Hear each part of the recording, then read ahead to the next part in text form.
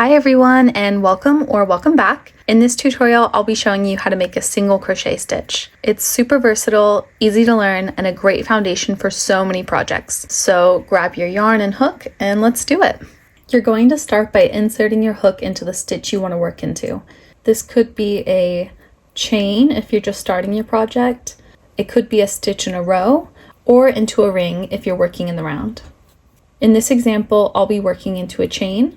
And when you're working into a chain and doing a single crochet, you want to chain one, and that's your turning chain, and that acts as a little staircase almost, so your stitch will be able to properly reach the height it needs to and it won't be dragged down.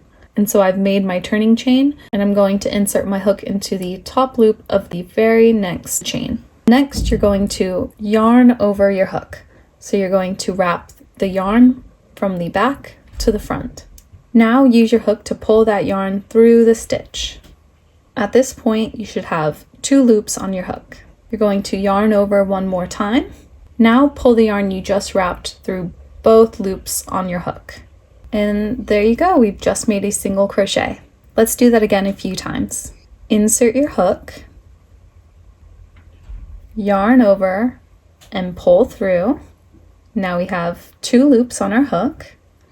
Yarn over again and pull through both loops. Single crochets create a dense, sturdy fabric, which makes them perfect for things like bags, washcloths, or amigurumis. Don't be discouraged if it feels tricky at first. Every attempt brings you one step closer to getting the hang of it.